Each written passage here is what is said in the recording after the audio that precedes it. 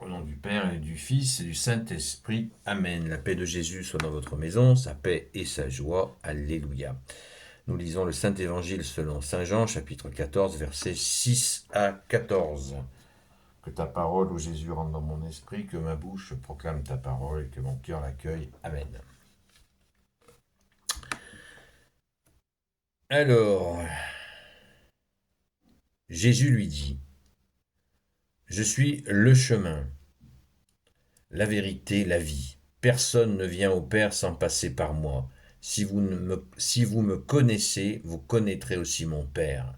D'ailleurs, dès maintenant, vous le connaissez et vous l'avez vu. Philippe lui dit, Seigneur, montre-nous le Père, et cela nous suffit. Jésus lui dit, Philippe, j'ai été si longtemps avec vous, et tu ne me connais pas encore. Celui qui m'a vu a vu le Père. Comment peux-tu dire, montre-nous le Père? Ne crois-tu pas que je suis dans le Père et que le Père est en moi? Tout l'enseignement que je vous ai donné ne vient pas de moi, mais le Père demeure en moi pour accomplir ses propres œuvres. Je suis dans le Père et le Père est en moi. Fais-moi confiance en cela, ou sinon croyez-le à cause de ses œuvres. En vérité, je vous le dis, si quelqu'un croit en moi, il fera lui aussi les œuvres que je ferai, et comme je retourne vers le Père, il en fera de plus grandes encore. Tout ce que vous demanderez confiant en mon nom, je le ferai, pour que le Père soit glorifié à travers le Fils. Et de même, je ferai ce que vous me demanderez à moi, confiant en mon nom. Alléluia, merci Jésus pour ta parole. Eh bien, cette séquence d'évangile merveilleuse nous montre bien la relation. La relation vraiment magnifique entre Jésus et ses apôtres. C'est-à-dire une relation d'amitié, d'amour, de confiance. Hier, quand à la lecture, on voit que Saint André, à propos de la multiplication des pains, dit à Jésus, qu'est-ce qu'on va faire avec 5 poissons, avec 5 bouts de pain et deux poissons? On a l'air malin, quoi. Comment on va faire ça? Ça sert à rien. Et vous voyez, la liberté de langage, les apôtres auraient pu être des gens totalement terrorisés devant la majesté, la puissance de Jésus. Eh bien, pas du tout. Ils sont dans cette amitié, ils lui disent, on le voit dans plusieurs séquences d'évangile, et là on voit que c'est vrai, que l'évangile est vrai, c'est qu'il nous est rapporté des moments où les apôtres rabrouent un petit peu Jésus, ils se le permettent. On l'a vu dans bien des occasions, hein, quand Saint Pierre contredit Jésus, en lui disant qu'il allait faire son programme à lui. Là, on le voit à l'instant avec Philippe, Saint Philippe, l'apôtre, qui dit, bon, ben écoute, montre-nous le Père, et puis ça nous suffira.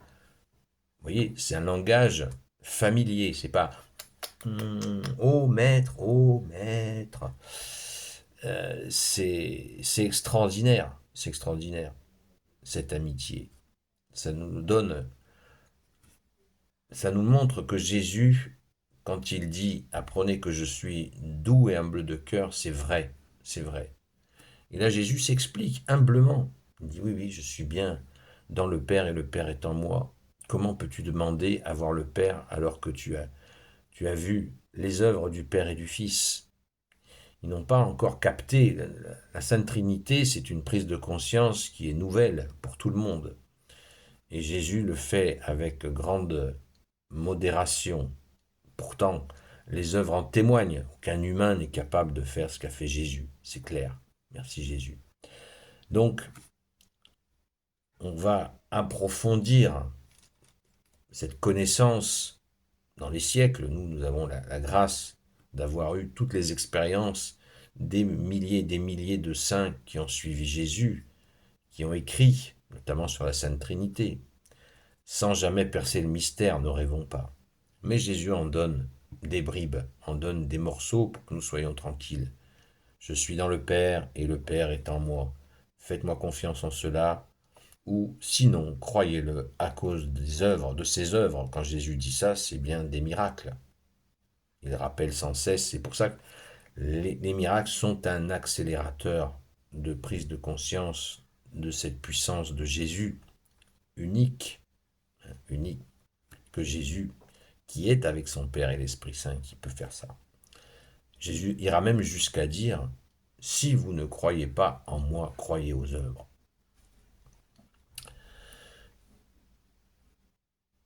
Tout l'enseignement, moi j'insiste beaucoup et j'y reviens régulièrement quand je m'exprime, verset 10, ne crois-tu pas que je suis dans le Père et que le Père est en moi? Et c'est là quelque chose de très important qu'on oublie, c'est tout l'enseignement que je vous ai donné ne vient pas de moi, mais le Père demeure en moi pour accomplir ses propres œuvres. À la fois la doctrine de Jésus, l'enseignement de Jésus et la méthode. Tout vient du Père, dit Jésus, c'est Jésus qui le dit. Donc Jésus met en œuvre l'enseignement du Père. Le Père a envoyé près de 30 prophètes avant la venue de Jésus, de son divin Fils. Et il transmettait l'enseignement.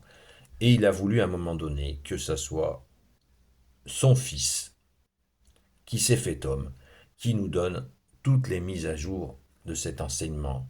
Jésus n'enlève pas ni la loi ni les prophètes, il ne les écarte pas d'un revers de manche, au contraire, il nous demande de les accomplir dans justement cet enseignement nouveau qui vient du Père et une méthode nouvelle qui vient du Père.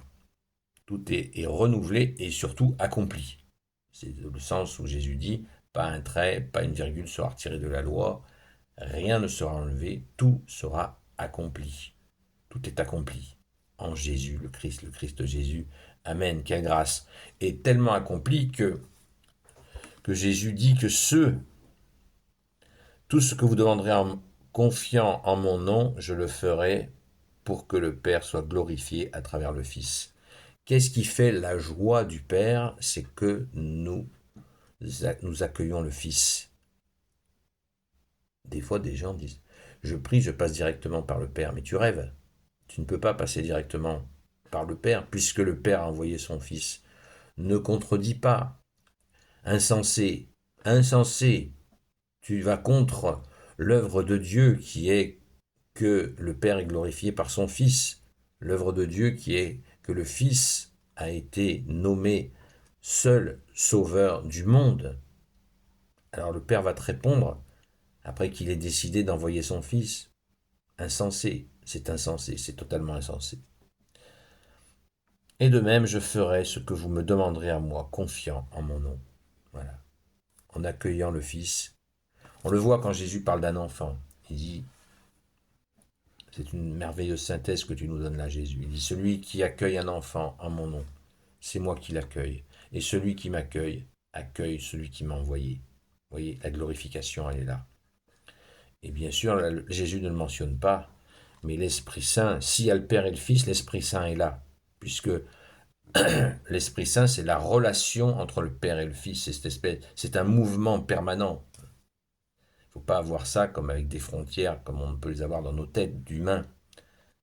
La Sainte Trinité, c'est un mouvement permanent entre le Père et le Fils, d'où jaillit l'Esprit Saint. C'est merveilleux. Loué sois-tu, Jésus. Qu'est-ce qu'on est gâté. Merci, bien-aimé Sauveur. Tu es le roi de gloire, le Dieu de nos vies, ô Jésus. Alléluia. Gloire soit au Père et au Fils et au Saint-Esprit, maintenant et toujours et pour l'éternité. Amen.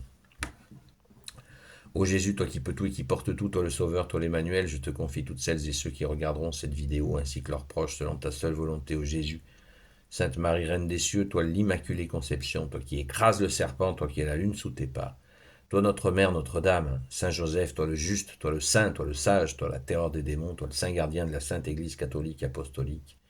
Sainte Marie-Madeleine, notre chère sainte patronne, et vous tous les saints et saintes amis de Jésus, Saint Michel Archange, Saint Gabriel Archange, Saint Raphaël Archange, et vous tous les anges qui te servent au Jésus, je vous confie toutes celles et ceux qui regarderont cette vidéo, ainsi que leurs proches selon ta seule volonté au Jésus. La paix de Jésus soit dans votre maison, je vous dis à très vite, et en union de prière comme d'habitude.